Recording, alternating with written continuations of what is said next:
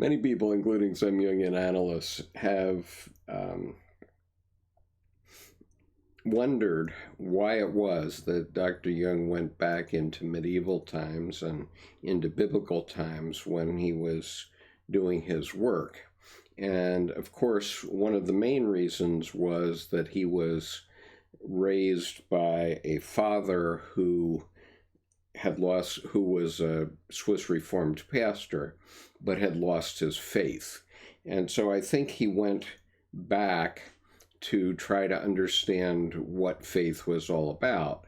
And in the process, he discovered that the psyche itself has been developing since time immemorial, and it has left its traces of that development in the literature, the paintings, the historical records of the species going back probably at least 10,000 years, maybe more. In terms of images, obviously we have images that are at least 35,000 years old. So what Dr. Jung was really doing was demonstrating how all religious systems come from the same source, and they all are symbolizing something that is happening in the unconscious. And if we understand that, if we can come to understand that, then we can understand ourselves as human beings. And among other things, we don't have to be killing one another because we have different beliefs about what is happening. What Dr. Jung was pointing out is that the spirit is coming out through all human beings. And the spirit is the process of living, and it emerges in many, many thousands, if not hundreds of thousands of different ways. But one of the main ways that it emerges is through religion. And so Aion is really about the phenomenon of the self, which Dr. Jung called the God image, the phenomenon of the self making itself known. Now, it makes itself known in many other ways. For example, you have eyes and nose and mouth and ears and a face, and all those things are presenting from the kernel of what you were as you were conceived. And so all that is in the DNA, and all these things are presenting outward toward living. And one of the main things that Dr. Jung wanted to achieve is to have people to understand that their psyche is seeking wholeness of them as a complete being, regardless of which religious track it followed. And so the psyche is doing that in many different ways. It's telling your heart to beat 72 times a minute and your lungs to breathe 12 times a minute, and it's replacing your cell structure every 7 years entirely. And it does that all unconsciously and all automatically. But some things it has to express forward into your conscious mind. And so that was the part that he was studying. And so when Jungians are not understanding that the reason that he went back into medieval times was to see how things developed evolutionarily. And other species maybe only lived a year or 2 years or 3 years. And so in the last 2,000 years, they may have had 2,000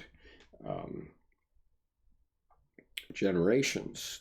And in those 2,000 generations, we can see a lot of what happened. But in human beings, because we can live to be 70 or 100 years old, even in ancient times, we had that capacity even though most human beings were killed off much earlier because of disease and so on, issues that we've now conquered.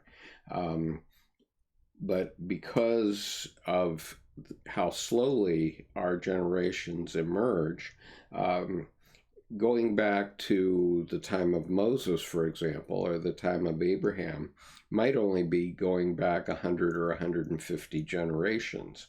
And so we haven't really changed that much, as opposed to a mosquito, let's say, that might have a generation every 2 weeks or whatever it is.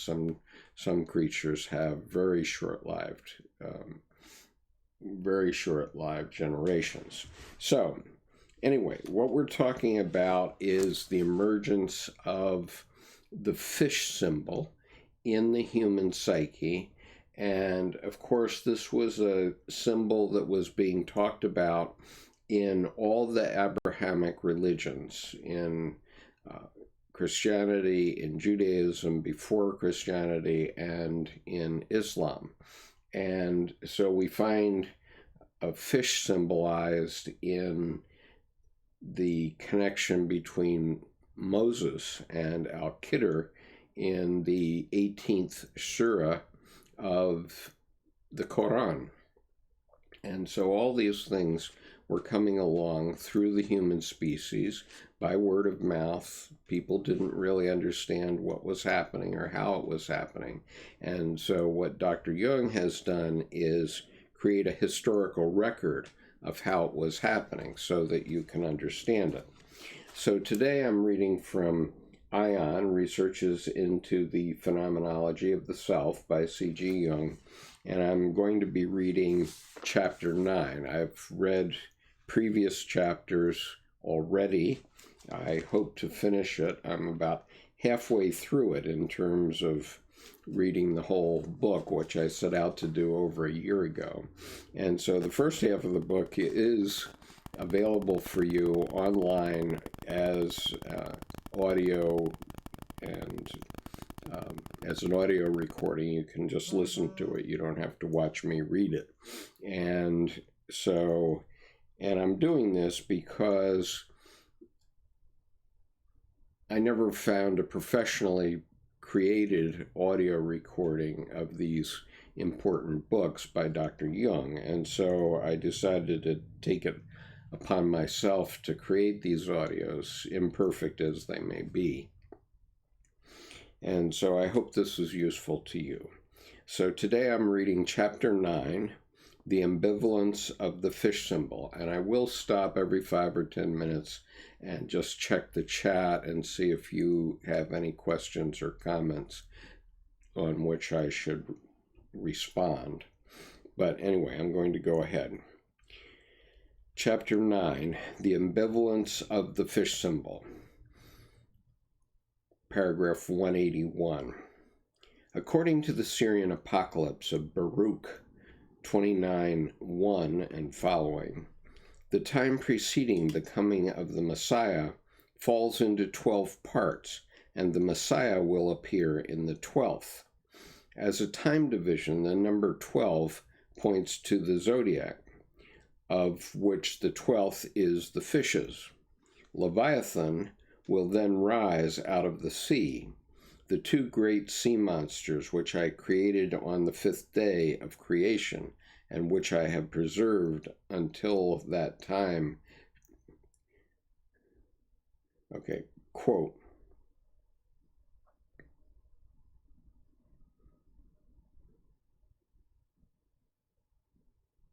This is from Charles II, page 497.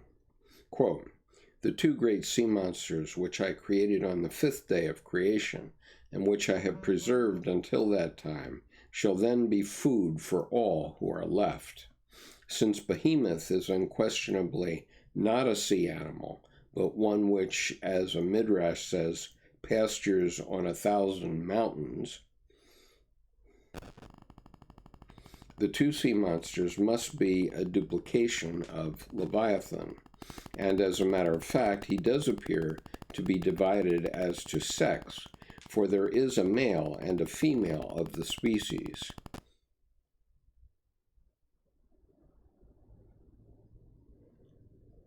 And according to the Talmud, this is a footnote,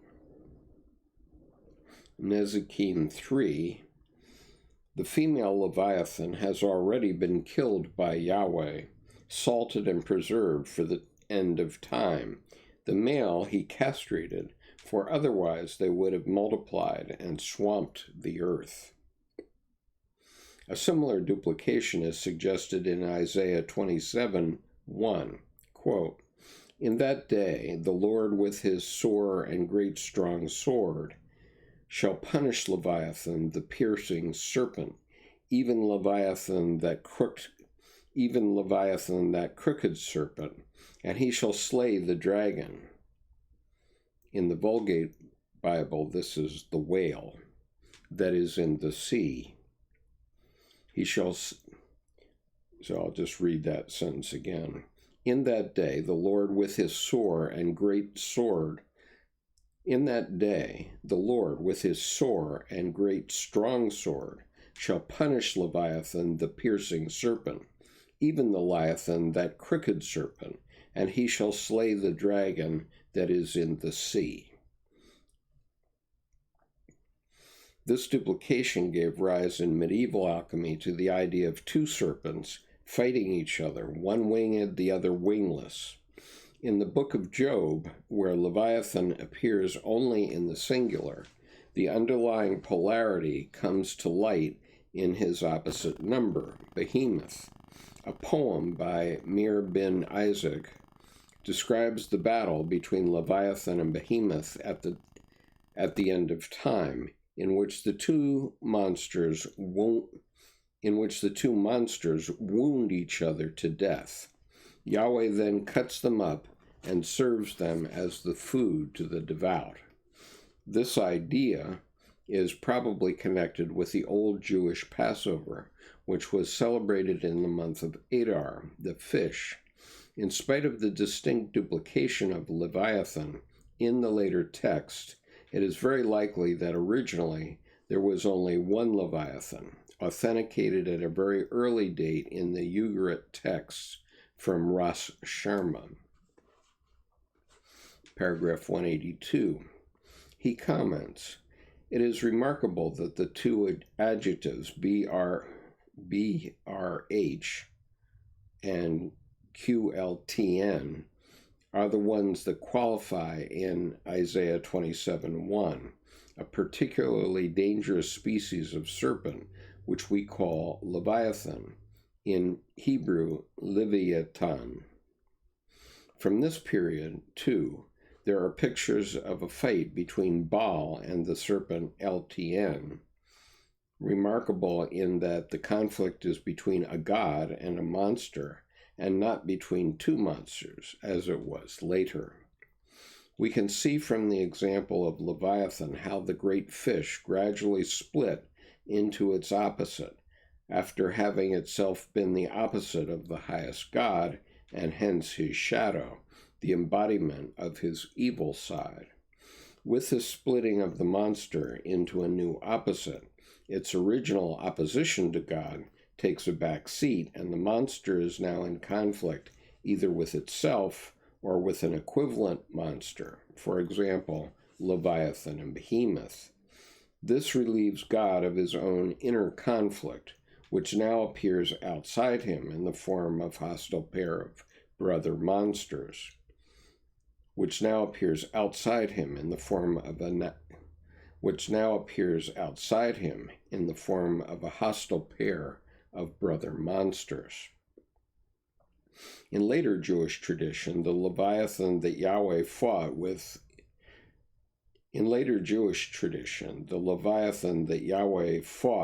in Isaiah develops a tendency, on the evidence cited by Sheftelovitz, to become pure and to be eaten as Eucharistic food, with the result that, if one wanted to derive the ichthus symbol from this source, Christ as a fish would appear in place of Leviathan, and the monstrous animals of tradition having meanwhile faded into mere attributes of death and the devil.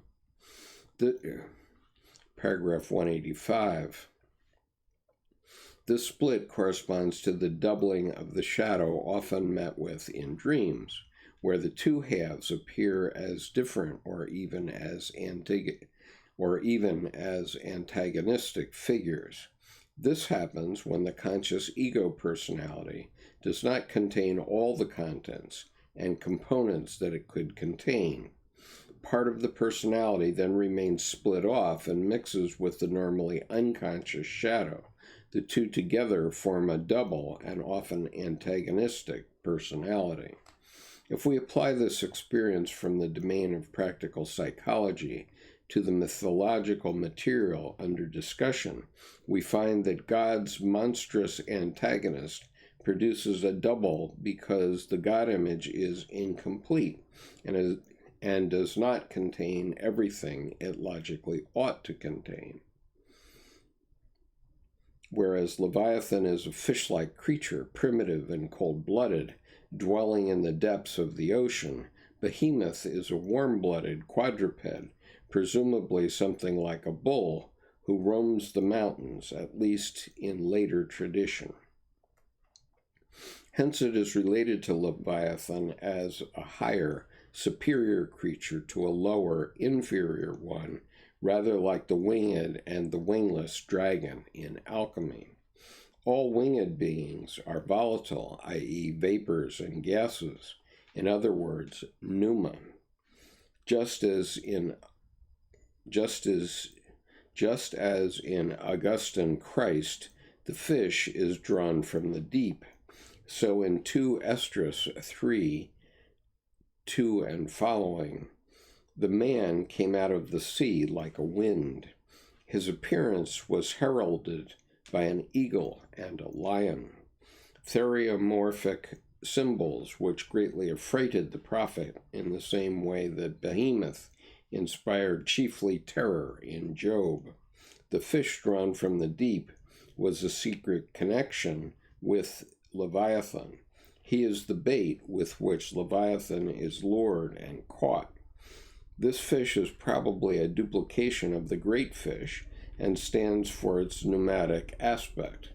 It is evident that Leviathan has such an aspect because he, like the ichthys, is Eucharistic food. That this doubling represents an act of conscious realization is clear from Job 26:12, where we are told that Yahweh smote Rahab by his understanding. Rahab, the sea monster, is cousin German to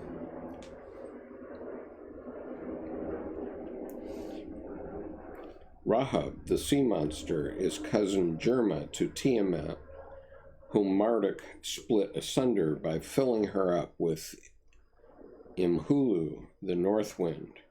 The wind Tabuna comes from bin, to separate, split, part, asunder.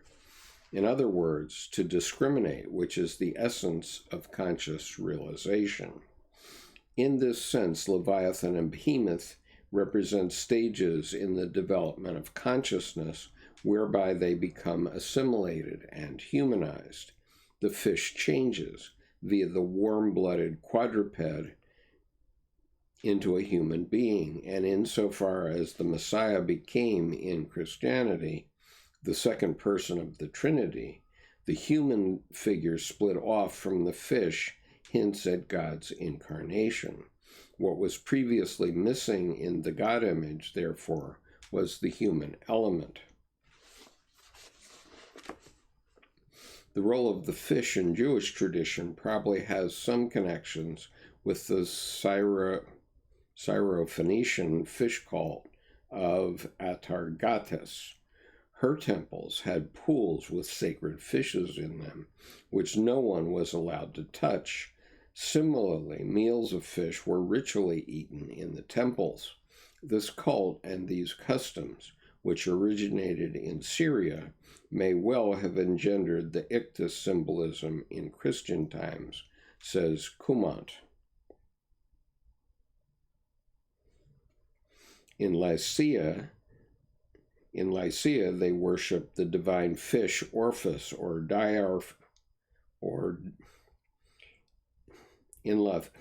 in Lycia, they worship the divine fish Orpheus or Diorphus, the son of Mithras, and the sacred stone, Sibyl. This god is a variant of the Semitic fish deities we have already mentioned, such as the Oannes, the Babylonian Nun, Dagon, and Adonis, whom the Greeks called Ichthus. Fish offerings were made to Tanit in Carthage and to Ea and Nina in Babylon. Traces of the fish cult can be found in Egypt too. The Egyptian priests were forbidden to eat fish, for fishes were held to be as unclean as Typhon's sea. All abstained from sea fish, observes Plutarch. According to Clement of Alexandria, the inhabitants of Cyrene, Elephantine, and Oxyrhynchus worshipped a fish. Plutarch says it was the custom to eat a broiled fish before the door of one's house on the ninth day of the first month. Dulger inclines to the view that this custom paved the way for the Eucharistic fish in Christianity.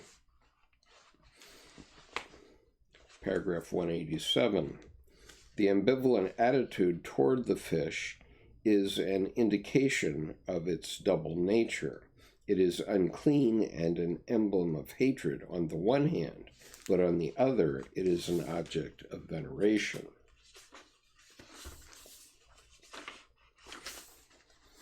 It seems to have been regarded as a symbol for the soul.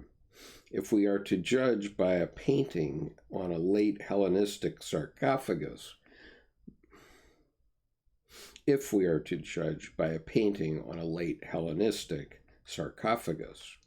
the mummy lies on a lion-shaped bier, and under the bier are the four canopic jars, the lids representing the four sons of Horus, 3 of them with animal heads and 1 with a human head. Over the mummy there floats a fish instead of the usual soul bird. It is clear from the painting that the fish is an Oxyrhynchus,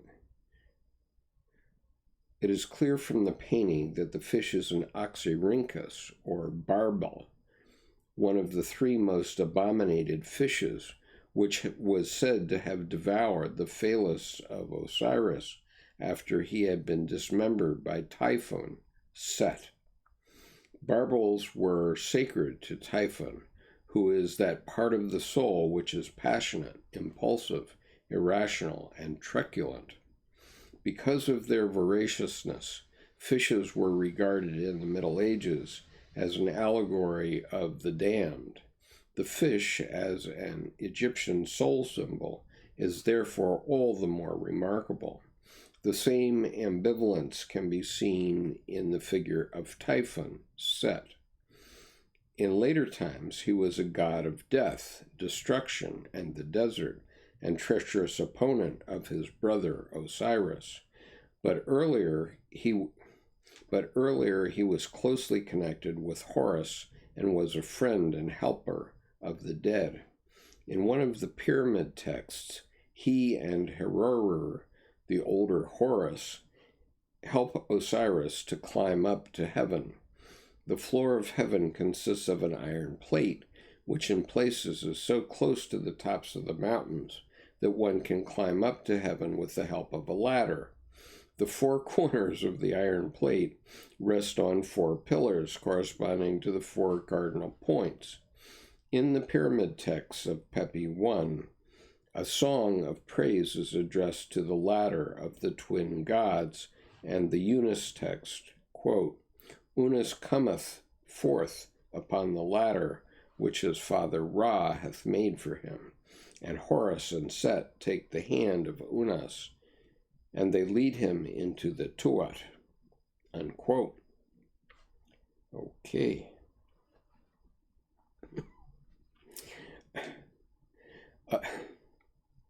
Other texts show that there was enmity between Horus and Set, because one was a god of the day and the other a god of the night. The hieroglyph for Set was a determinative sign for a stone, or else the unidentified Set animal with long ears. There are paintings showing that the heads of Horus and Set growing out of the same body, from which we may infer the identity of the opposites they represent. Budge says, the attributes of Horus changed somewhat in early dynastic times, but they were always the opposite of those of Set. Whether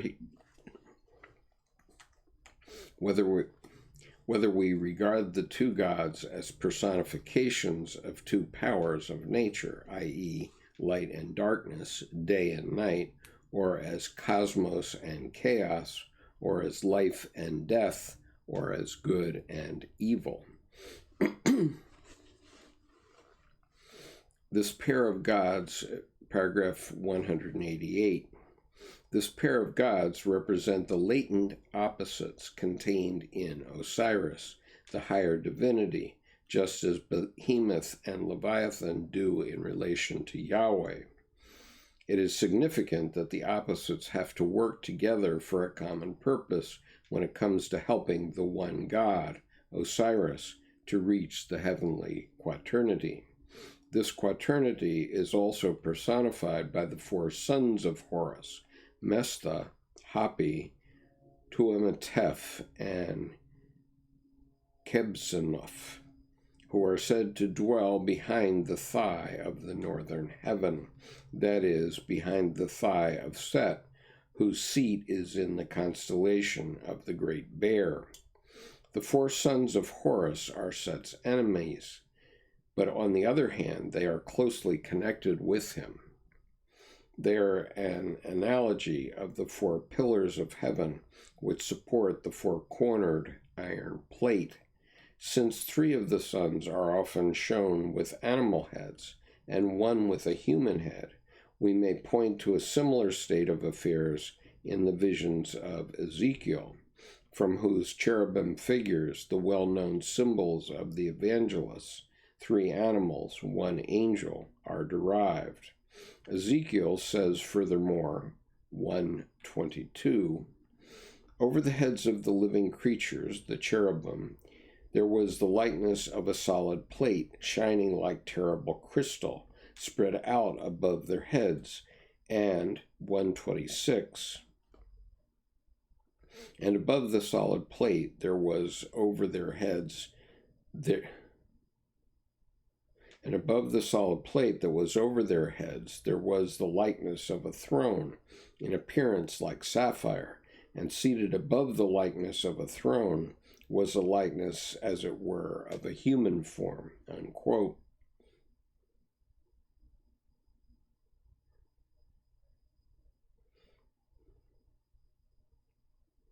In view, paragraph 189, in view of the close ties between Israel and Egypt in intermingling of symbols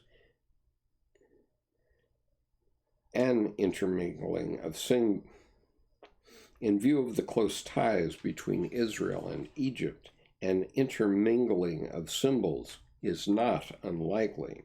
What is remarkable, however, is that in Arab tradition, the region round the heavenly pole as seen in the region around the heavenly pole is seen in the form of a fish.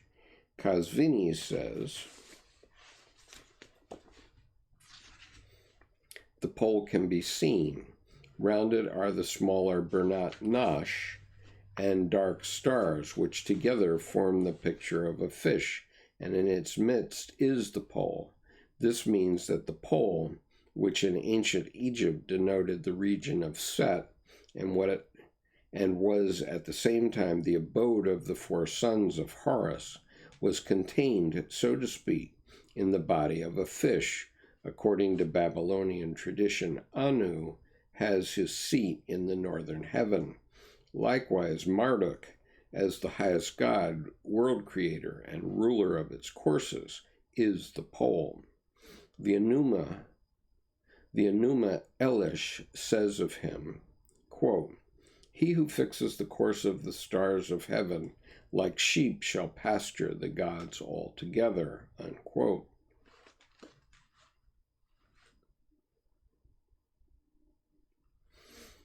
Paragraph 190.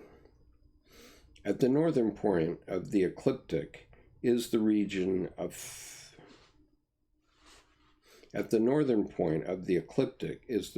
fire, purgatory, and the entrance of the Anu heaven. Hence, the northern corner of the temple built around the tower at Nippur was called the Qibla, point of orientation. In like manner, the Sabians and the Medians, when praying, turn toward the north. We might also mention the Mithraic liturgy in this connection. In the final vision, Mithras appears, holding the golden shoulder of a young bull. This is the constellation of the bear, which moves and turns the heavens round. The text piles endless fire attributes on this god, who obviously hails from the north. Paragraph 191. These Babylonian ideas about the significance of the north make it easier for us to understand why Ezekiel's vision of God came from that corner, despite the fact that it is a birthplace of all evil. The coincidence of opposites is the normal thing in a primitive conception of God, since God, not being an object of reflection, is simply taken for granted. At the level of conscious reflection, however, the coincidence of opposites becomes a major problem, which we do everything possible to circumvent. That is why the position of the devil in Christian dogma is so very unsatisfactory. When there are such gaps in our collective ideas, in the dominance of our conscious orientation, we can count with absolute certainty on the existence of complementary, or, to be more precise, compensatory developments in the unconscious. These compensating ideas can be found in the speculations of alchemy. We can hardly suppose that ideas of this sort remain totally unconscious so far as the adepts were concerned. What they were aiming at was a more or less conscious restoration of the primitive God image. Hence, they were able to propound paradoxes as shocking as that of God's love glowing in the midst of hellfire, which is represented as being no more than the Christian conception of God in a new but necessary relation to everything hell stands for.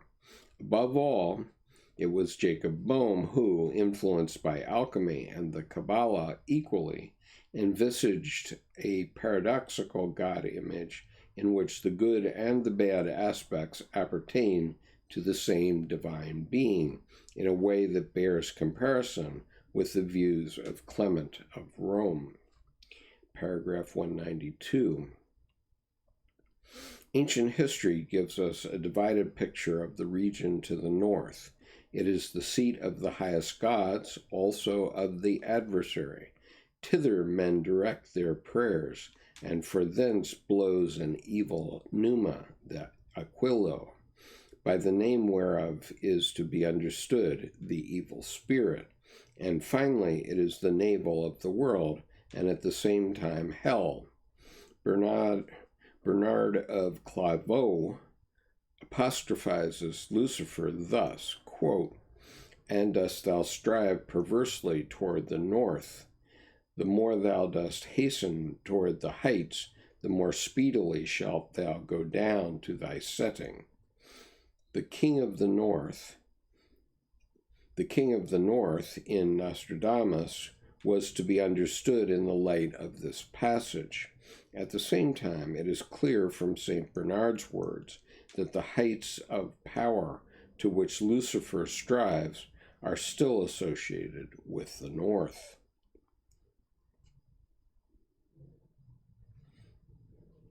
There's a footnote. One of the bad qualities of the north wind numbs with cold equals numbness of the evil spirit who hardens the hearts of the wicked, was responsible for an alchemical hypothesis concerning the formation of coral. The coral is a kind of vegetable which comes into being in the sea and has roots and branches, and in its original state is moist. But when the wind blows north, it hardens and turns into a red substance, which the seafarer sees under the water and cuts off. Then, when it comes out of the water, it turns into a stone of a red color. Okay. So that is the end of chapter 9. And the name of this chapter has been the ambivalence of the fish symbol. But as you see throughout this reading, the fish symbol was popping up all over North Africa and the Middle East and Europe in alchemy for a couple of thousand years, and men were speculating on it hither and yon, and it was mainly men, I'll have to admit, who were doing that. And so one would speculate one thing, and then another would speculate another thing, and then they just kept going back and forth over the years. So what Dr. Jung was doing was showing the development of this idea of the symbol of the fish, which is represented by the astrological sign of Pisces, which is two fish, which in alchemy, as we'll hear in a later chapter, is recognized as one of the fish is Christ and the other fish is the Antichrist. And that was the constellation which appeared on the thumbnail with this video. So anyway, if you have any questions, please ask them now. Otherwise, I'm going to terminate this reading for tonight, and I probably will go on with it tomorrow, as I have about half of Aion still to read. And so I think the significance of this particular chapter is simply showing how widespread the fish symbol was in human conjuring over those many years, many thousands of years. So, seeing no chats or other comments coming up, I'm going to go ahead and terminate for tonight, and I will possibly see you tomorrow.